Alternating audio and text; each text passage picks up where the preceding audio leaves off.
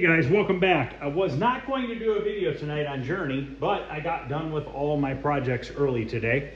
So I had a little bit of time left. I got about an hour left that I want to work today. So we are going to fix this control panel, okay? Now, we're going to weld it, grind it down tonight. That's all I'm doing on it is welding it and grinding it today. But, so this is an original hole here. That's the original joystick hole. These are the original joystick where the studs go. These ones need filled in.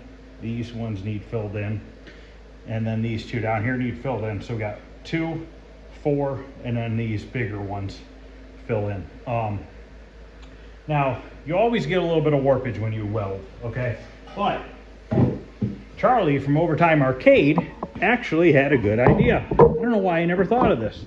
And this is why I watch YouTube as well, guys, because I don't know everything and I'm always learning. So I learned something off of Charlie the other day. He was welding up a control panel and I was like looking at the video and I was like, I don't know if I messaged him. I think I did. I was like, hey, what's up with the wood? He's like, I screwed it onto the control panel to keep it from warping. I was like, fuck, that's a good idea. Why didn't I ever think about that? Never thought about it. See, just sometimes you learn stuff when you least expect to learn something. So I cut this 2x6 down. Now obviously we have these brackets here and here. So I cut it down to fit in between it. And here's what we're gonna do. We're gonna clamp it on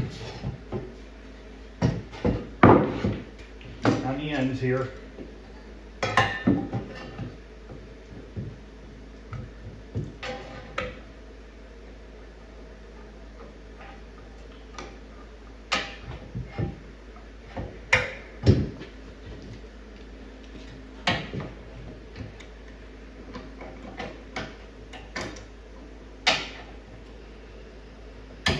Then I'm going to take my drill, grab a Phillips bit here, and okay, so what I do is, like, if I drill holes out in a metal control panel, I save the plugs because that's what I use to fill in the holes. So these plugs fit in here perfectly. Then we can weld them up rather than using a washer. Yes, there is a little hole, are you kidding, on the inside here that you have to weld in, but it's not a big deal. So we clamp that piece of wood under there on each side, and I have 2 extra ones of these right now. And what I'm gonna do with these two is I'm gonna take one, and since our concentration of welds are gonna be right here and here, I'm gonna take one of these with a drywall screw or an exterior screw, whatever you wanna call it. We're gonna put it on here, and I'm gonna put a screw through the hole of it. And what that's doing is this is kind of clamping it down right here so that we have a lot of clamping in this area here where it's going to be obviously most apt to warp, I guess you'd say. So let's put one on this side as well. Now we need to cut some bolts or something so that we can weld studs back in here for the joystick. We'll do that afterwards. So I have my 110 MIG welder from Harbor Freight. I used to have a real nice Lincoln welder that I used for a long time. It was a 220 welder, but I had it for probably 25 years, and it finally broke. Actually, it broke like 8 years ago, and I bought a new circuit board for it. I remember that day actually pretty well. I had to drive to Cleveland to get it. It was during the day. I was trying to finish up a car, and I needed a new circuit board for my welder. So I was like, you know what? I'm gonna hop on my bike. So the circuit board was only this big. So I rode to Cleveland. I'm getting into Cleveland to go get this circuit board, and I'm looking at the sky, and it is literally black, just black as black can be over the lake. Get this circuit board, I pick it up, I put it in a plastic bag or something like that, and put it in my, I don't remember where I put it, but I put it somewhere. And I never rode home so fast in my life. I somehow literally beat that storm by like 2 minutes. No sooner did I get the motorcycle back in the garage, did it come down like a freaking sheet. It was just a sheet of rain. And if I'd have gotten stuck in that, it would have sucked. So I remember that story. It's the weird things that you remember. But anyways, that welder ended up breaking a second time, and at that point I got rid of it. So I had a 220 welder, and I'm thinking like, I don't really weld a lot of thick steel. This will do up to 1/4 inch, which is more than I need. It's running on gas, 80-20 mix, I think. I don't know, even remember what gas. Okay, I'm using 25-75, so I'm using 25% carbon dioxide, 75% argon. This works great. I mean, to be honest with you, this is a little bit easier with sheet metal than my 220 welder. 220 welder is a little bit too powerful, and it really likes to warp stuff pretty quickly. This one doesn't do that as much. So I didn't want to spend a ton of money because I don't do a ton of welding. And when I do welding, it's just sheet metal for the most part. So I'm like, why am I going to spend another $1,500, $2,000 on a welder when I don't even use it that much? If I was fabricating parts every day, that'd be a different story. I actually like this Titan, whatever the fuck it's called, welder a lot, and I haven't had any issues with it, so I just use it. All right, so now that we have this clamped down, we got to get our ground strap hooked up to the metal. If we don't ground it, we're not going to be welding anything. And we're going to work on filling in these 4 holes first. Now, what I'm going to do is I'm going to put a tack 1, 2, 3, 4, okay, and across. Then I'm going to go 1, 2. I'm going to go 1, 2, 3, 4, 1, 2, 3, 4, 1, 2, 3, 4, and then come over. You know, kind of bounce back and forth. By doing that, I'm going to try to keep the heat down. Plus, I have my blowgun here, which I can also cool the metal. After I get 4 tacks on, I'll probably blow the air on there for a minute, try to cool it off a little bit, and then we'll go on to the next one. So let's get these 4 big holes welded in, and then we'll worry about the little ones afterwards. So let me grab my stool here because I feel like sitting down. So I'm going to get my stool set up, and then we're going to get this welded.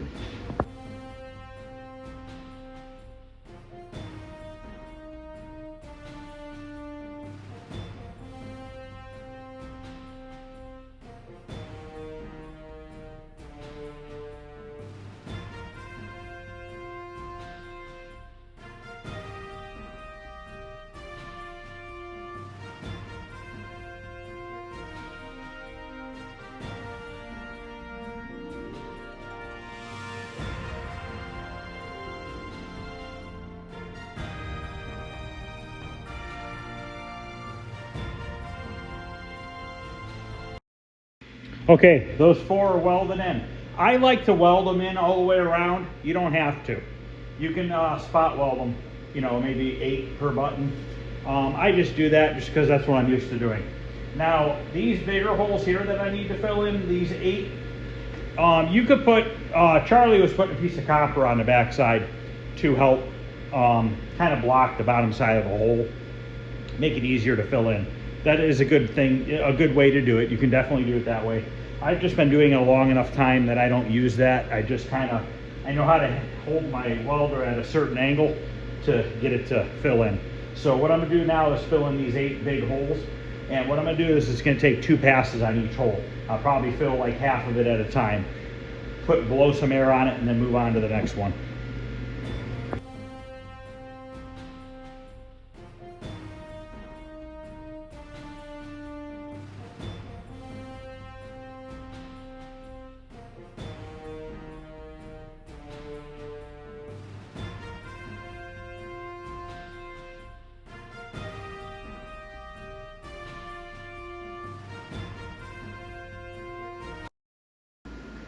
Okay, let's grind these down, and then we got to do the studs, and that's it.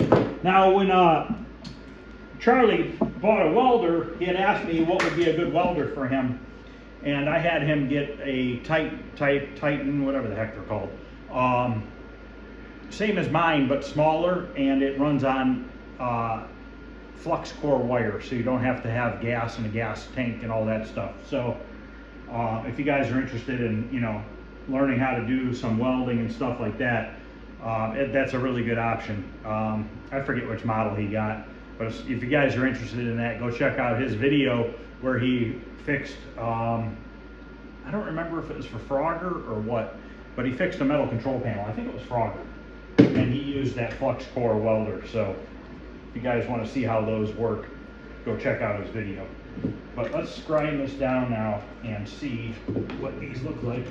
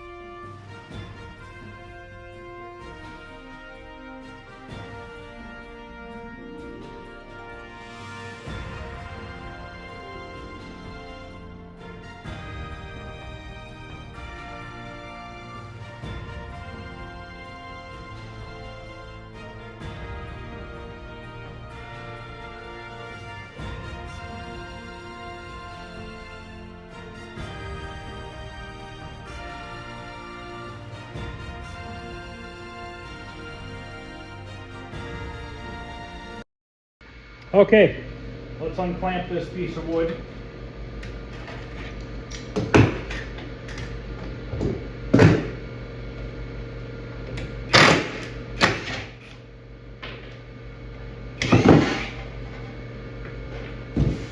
We did real good warpage wide, barely anything. That might be a little high still right there. I don't usually put welds on the backside. I usually just grind it down and put a little filler, and then you can't see them afterwards.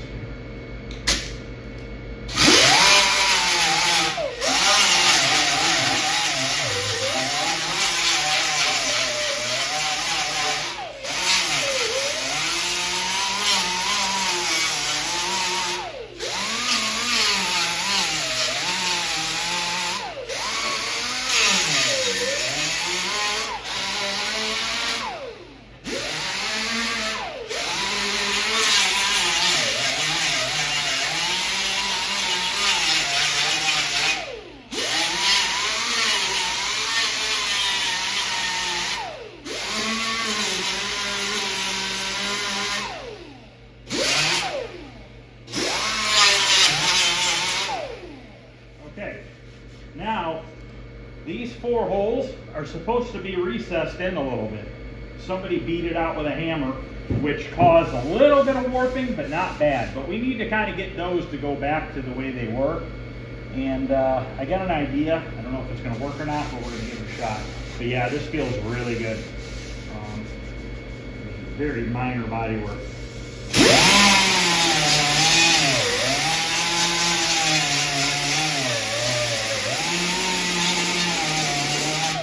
Now, when you grind, also jump around.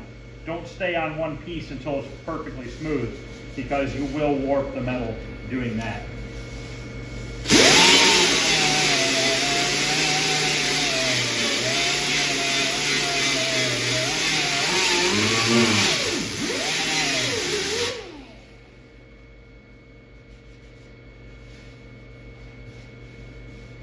And we'll use a little bit of that short strand fiberglass first on these holes, just to smooth them over, fill in any of the little divots and stuff like that.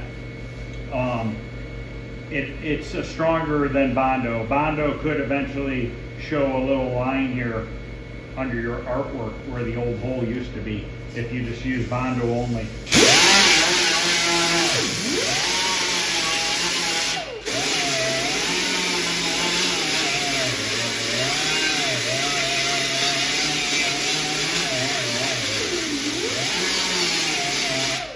Plus the short strand fiberglass adds extra strength as well.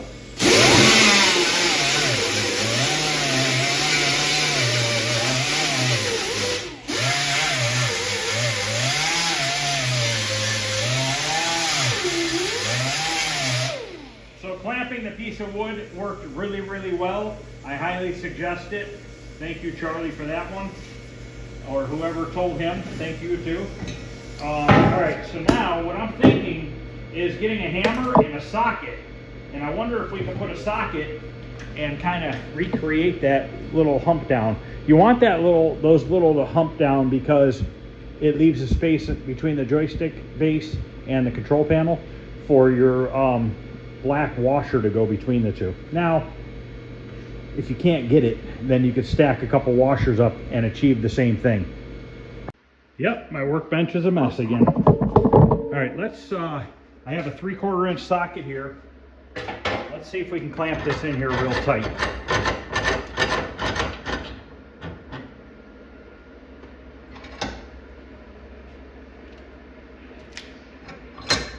Okay, and I have an 8mm socket. So what I'm hoping to do here is center this over this.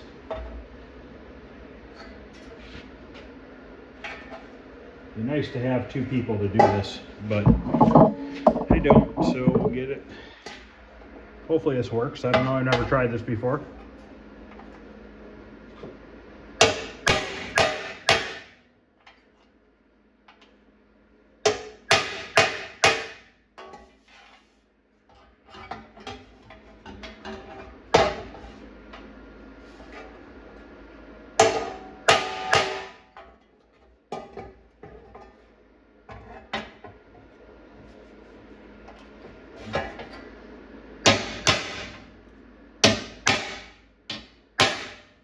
if this warps down a little bit, I'm not too worried about it because I fill these in with Bondo anyways, because I always worry that they'll show through the control panel overlay. It's working. They're bumping down. I mean, they're not going to be perfect, but this one might be a problem.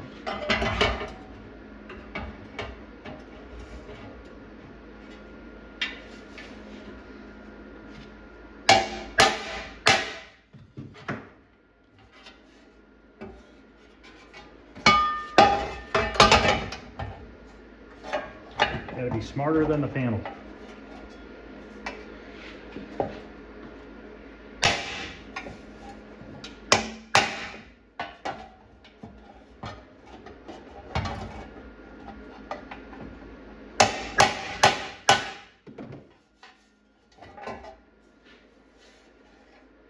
All right, we got it to go down. So now I'm going to use some studs that I use for automotive. These little guys here. Okay, they have this little weird sheet metal thing on there. They're for holding moldings on older vehicles. So what we're going to do is we're going to tear it apart.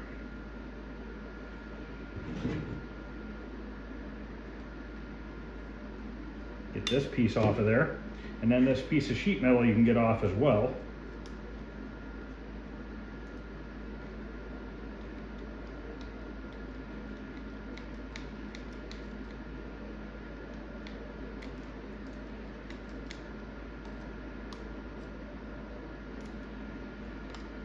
And then we're left this little stud here. So I'll probably have to drill this hole a little bit bigger. So we got to drill the hole a hair bigger. Now we can slide that stud in there, weld it on the top, and then we should be good to go. So I need to get these other three apart. We'll do that off camera. Come back, we'll have a drill bit. We'll drill those holes a little bit bigger. We'll drop these in and weld them in.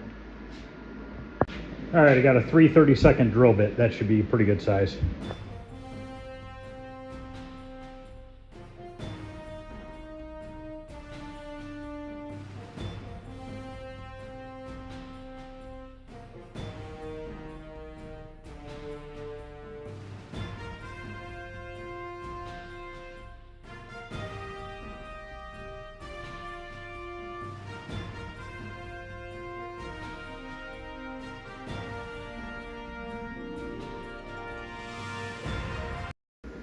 Feels awesome. The studs were a little crooked when I put them in because when they had beat this metal down, they tweaked it a little bit. So I screwed the nut on a little bit and then tapped it with the hammer. Don't tap the stud with the hammer without having a nut on there or you're gonna screw your threads up. Put the nut on there and then lightly tap it and you won't have an issue. I wanted to do it real quick while the metal was still warm because I knew it would bend easier. So, you know what we're gonna do? We're gonna put a coat of the, got a little burr here. We're going to put a coat of the short strand fiberglass over these spots and let it set overnight. Just so that, I like to let that stuff set if I can because it tends to take longer to dry than the other body fillers. So I'll show you what I'm using again. Like I said, I buy it at Harbor Freight. It's the cheapest. It's like $20-some a quart. Made by Bondo brand, short strand fiberglass, just a reinforced body filler.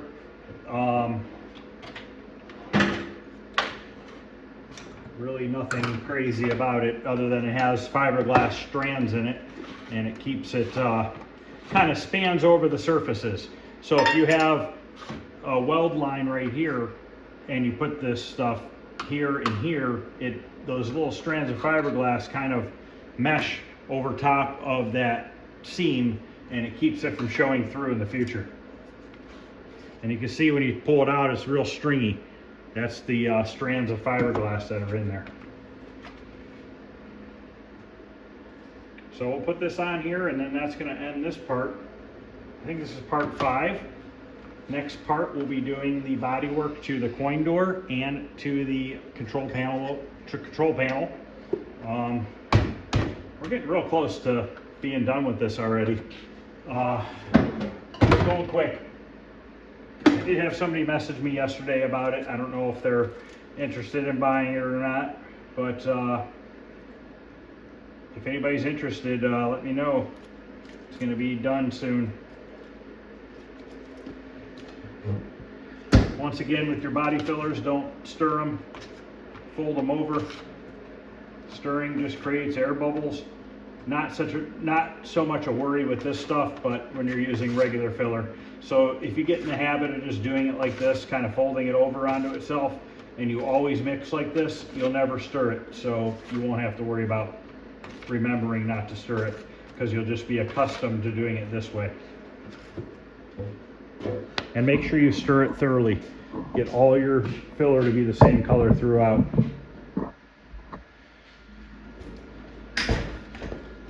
Man, I got a mess to clean up. Stuff everywhere. This stuff is pretty hard to sand off, so use it sparingly. Don't try not to over mound it too much. Try to smooth it out. I'm going to use a DA sander. It makes it easier to sand. If you got to do it by hand, it's definitely a little harder. You can tell by just putting this on that the control panel is flat. It's not all warped up.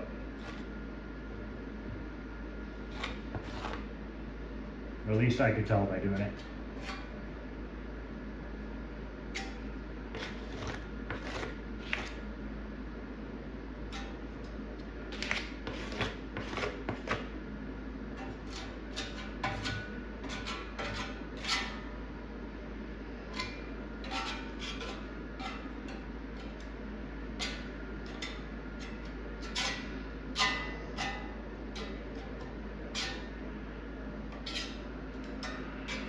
That'll be an easy sanding right there.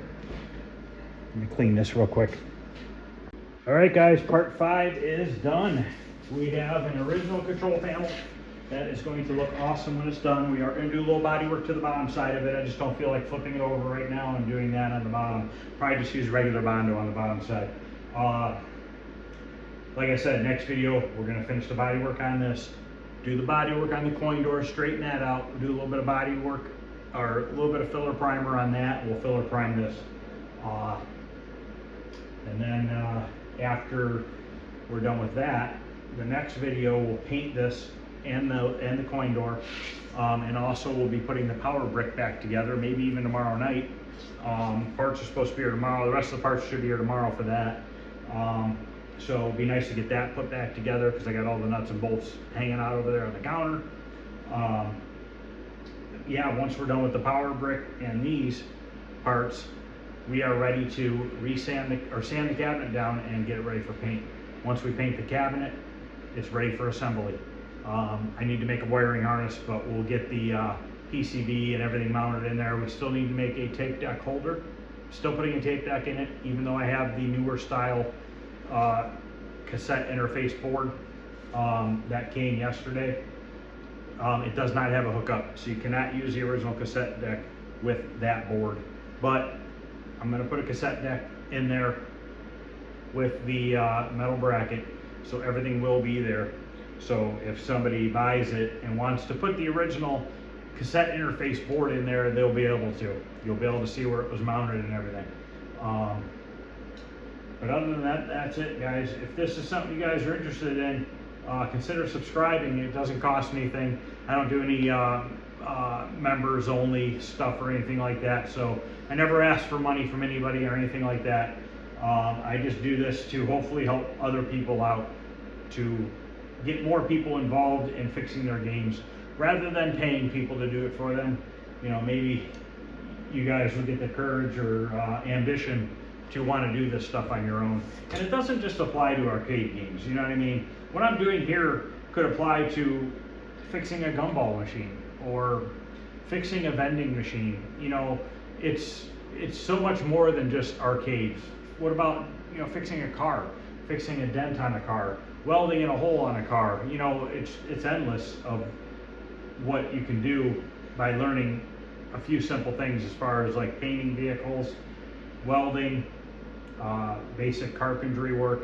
you get all those down and you're decent at all of them. You don't have to be great at all of them, but if you're decent at all of them, you can really go far and do a lot of things in life a lot cheaper than paying people to do stuff.